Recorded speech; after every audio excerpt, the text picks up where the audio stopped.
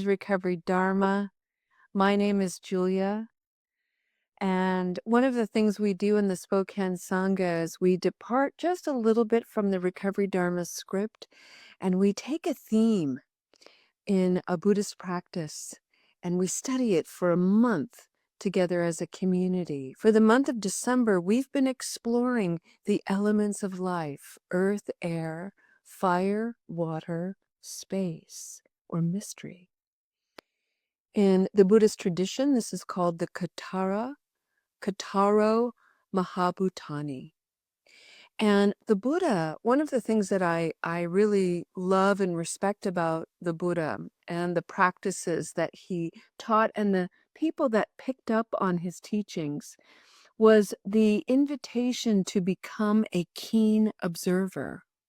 Look around your life, look around nature, and use your life as an instrument to better understand yourself, the conditions that cause you to suffer, the conditions that keep you in a cyclical pattern of habit energy. So the Buddha was using the elements of life, earth, air, fire, water, and space, as a way of understanding three other key features to really turn an inward gaze to understand oneself. The first being dukkha, which is the way we show up to life with all kinds of misery, confusion, malcontent, disappointment, envy, jealousy, all the things that make us so human, and all the things that make us clench our butt cheeks, get really uncomfortable, all that. That's dukkha. The most common word that you hear about it is suffering, which can be kind of heavy-handed. So I like to broaden that word and just consider it all the ways that we just get disappointed, uncomfortable, irritable, annoyed. And it's fascinating how we can get irritated. Something can get under our skin and we let it ruin our day. We let it ruin our good time. We let it overwhelm. And so the whole point of looking at it, at that, as a condition is so that we don't get stuck and we don't swirl the drain of it. And furthermore, we don't turn to maladaptive ways of coping, i.e., drugs and alcohol, food, your computer screen, shopping, gambling, whatever it is. The second is the nature of impermanence. Everything is subject to change. But golly, if you have a mind anything like mine, when I'm in the throes of something that's a real irritant, something in my mind says, oh my God, this is going to last forever. And it sometimes feels like it's going to last forever. And what's worse is sometimes when I react to the discomfort, I'm feeding it, I'm fueling it, so I prolong it. Fascinating. And so it gives me great comfort to remember, oh, this isn't going to last. And it's humbling to remind myself that it could get worse, which is really horrifying, but it's true. It could get worse. And it could also get better. It's going to change.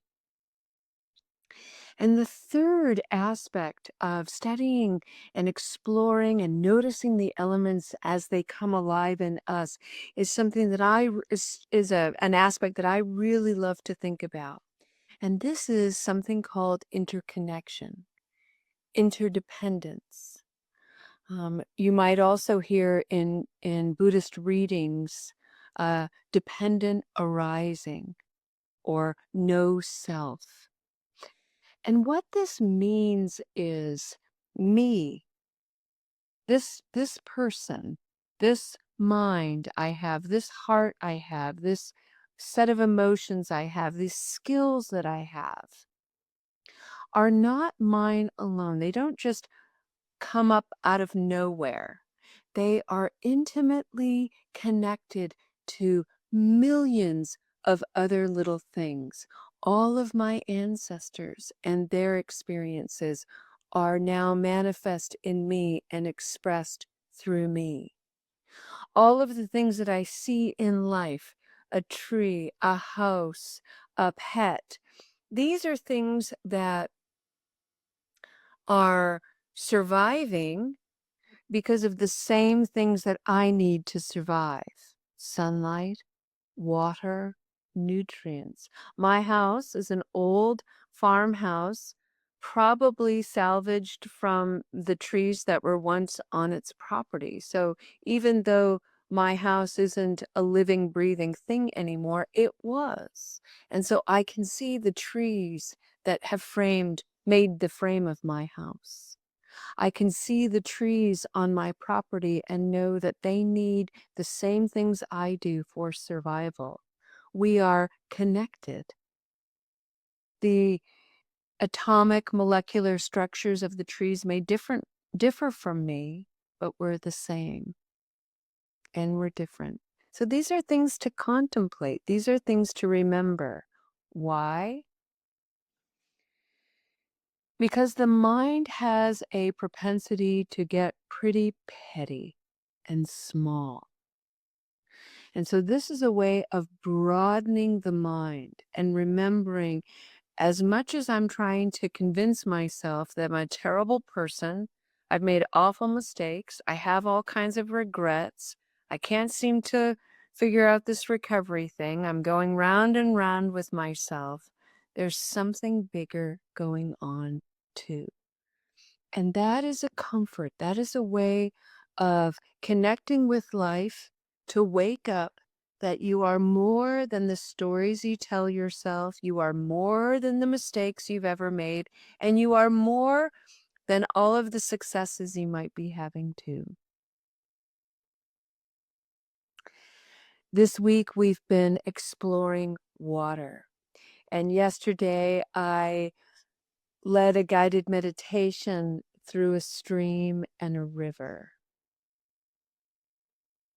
Today, I'd like to come into the body and contemplate the waters of your human existence and see how they relate to the waters of life itself. So with that, I invite you to find a posture in your body that feels at ease.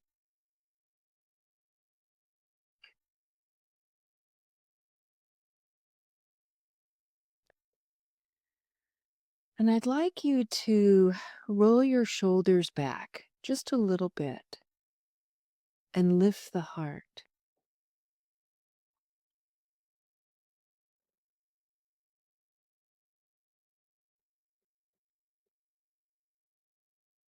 Yesterday, I read a verse from Shantideva's impeccable work called The Guide to the Bodhisattva's Way of Life. And it had to do with recognizing that there are millions of people who have never encountered the Dharma, who have never encountered these teachings, these ancient teachings that miraculously are relevant today. That's the thing about the Buddhist teachings and the Buddha himself, who was so encouraging. The Buddha reminded his students to take the wisdom that he tapped into and tap into it yourself. Don't try to become like him. Don't try to copy him. Instead, listen. Listen to your own wisdom. Make it come alive in you, and let that be the expression of the Dharma in the world, wherever you are in the world, in whatever time you exist.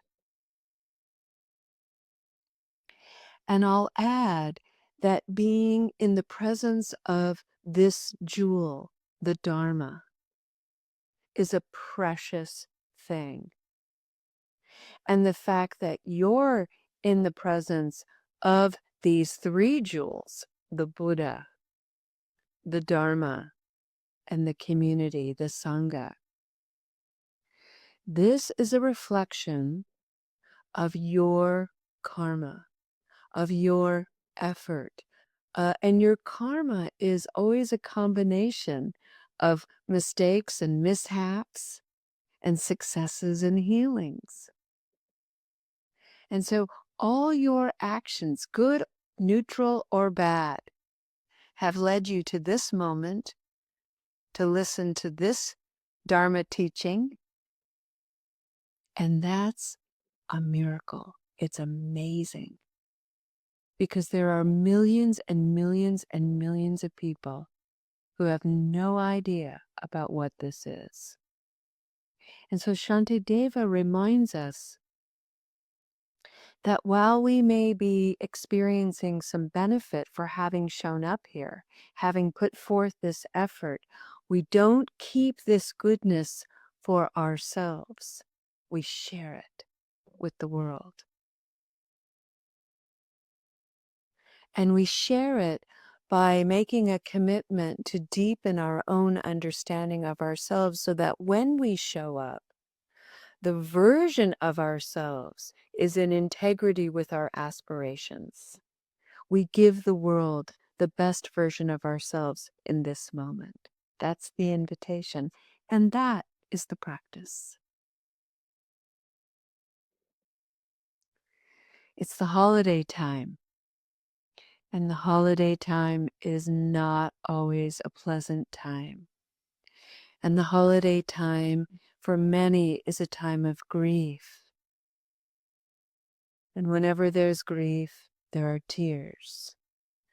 Sometimes the holidays are a very healing time, and there may be tears of joy and surprise. And the saline content of their tears is similar, if not the same, to that of the sea. We were born from the sea's primordial soup, and aspects of it still live in each of us. One of them is in our tears. Another is if you have a uterus and a womb, fluid in there is that amniotic fluid is very similar as well. So in the vastness and the deep mystery of the watery ocean is the same deep mystery, watery mystery alive in you.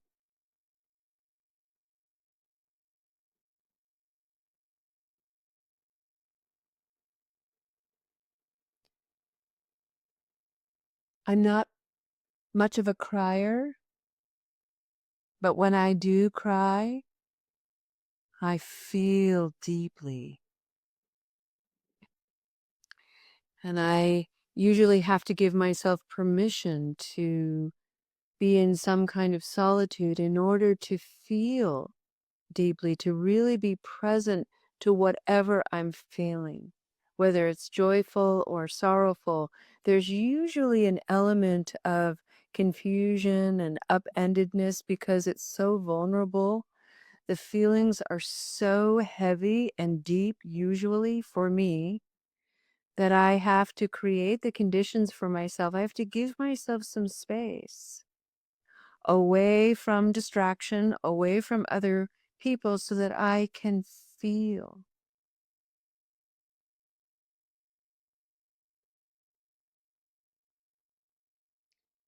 And when I'm in the middle of weeping and really allowing myself to express these emotions, I like to think of my tears, and I like to allow my tears to fully fall, and I feel them on my skin.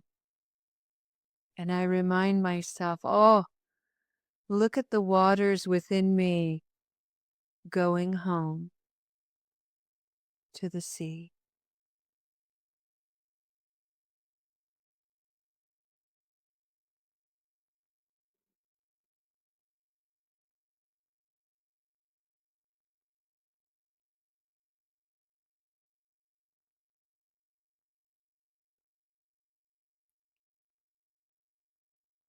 How do you feel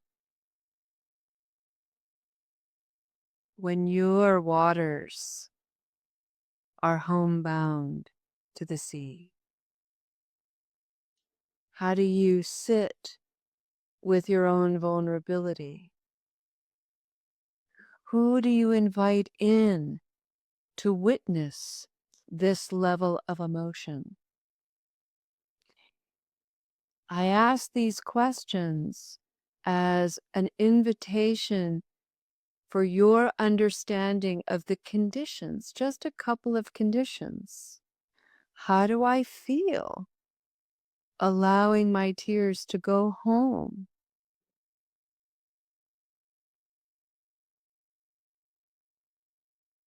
Who do I let in to help me bear witness to these feelings and these tears?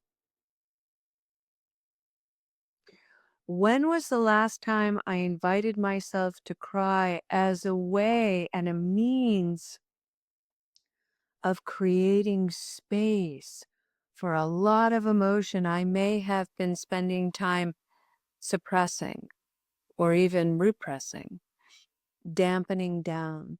And now they've bubbled up and they want to go home. They want to be out here in space.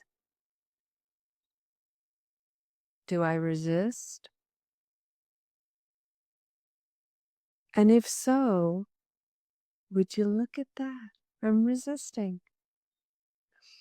If the flow comes with ease, would you look at that? There's ease. There's no right or wrong. There's just this neutral observation.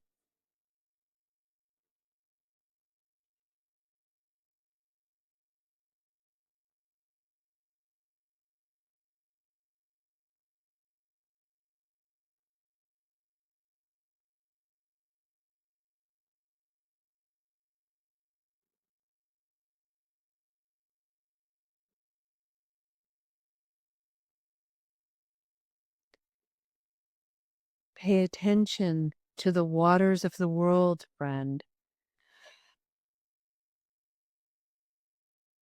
because those waters are the waters of you and your world within and the conditions surrounding you.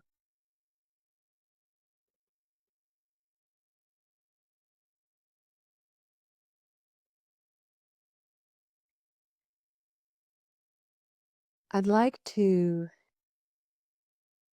bring us toward a conclusion here today, and that is to bring the world into this meditation. Again, the millions and millions of people who don't have access to this wisdom. And it is as close to you and as near to you as a glass of water. So today, when you turn on your tap and you grab a glass of water, remember that there are millions of people for whom getting a glass of water is not easy. So, using the motivation and the energy of your ease, may it serve as a moment of gratitude. And even if you're feeling sorrowful, even if things are hard today or tomorrow or the coming days, this moment of ease, surrounded by moments of struggle, but this moment of ease, offer it out into the world as an energetic invitation for someone somewhere who's struggling to get a glass of water, to have one with ease. We all need water to survive. And so this is a wonderful way to bring in the struggles of others, partner it with something we often don't even think about and take for granted, and remember them. And in doing so, perhaps our own struggles will come into perspective and lessen just a little bit. Breathing in, I see the struggle of getting a glass of water. Breathing out, may my ease spread far and wide. Breathing in, I share my ease. Breathing out, in doing so, I become an instrument of peace.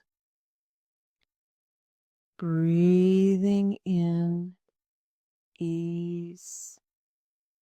Breathing out, peace.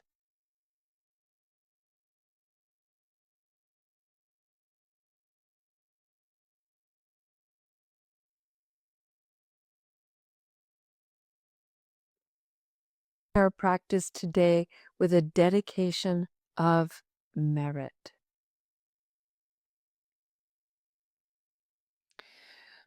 I invite you to bring a gentle gaze to the body and see if you can sit in a way where the heart feels a little lifted. So one of the ways you can do that just physically is roll your shoulders back and maybe even exaggerate it a little bit. Close your eyes, nobody's looking, nobody's watching, and bring your elbows back. Pretend like your elbows could kiss one another and just feel that expansion across the front of your chest, and notice how your back may have a little bit of an arch and your heart is lifted.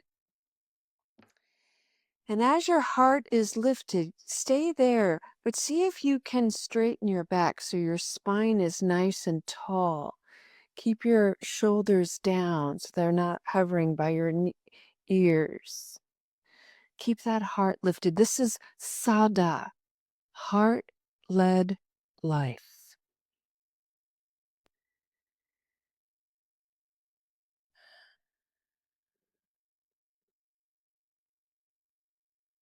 Being here today on this holy day for some, for millions of people who celebrate this day as a holy day, a day of birthing something new, hope, light.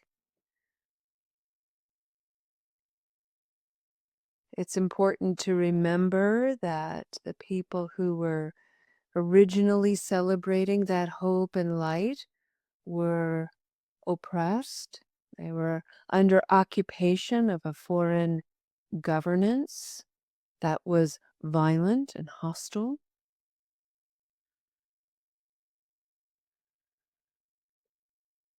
And when we are governed by negative habit energy, it can feel oppressive and hostile. And in that place, it can make us act and react with aggression, negativity, hostility toward ourselves and toward others. And so we take a moment using these ancient practices to tap back into the limitless nature of one's heart and to practice a moment's kindness, taking a deep breath of water, a deep breath of air, taking a moment to be compassionate toward oneself and remembering that there are other people in the world who suffer as we do. And maybe by taking a drink of water, we can connect to them.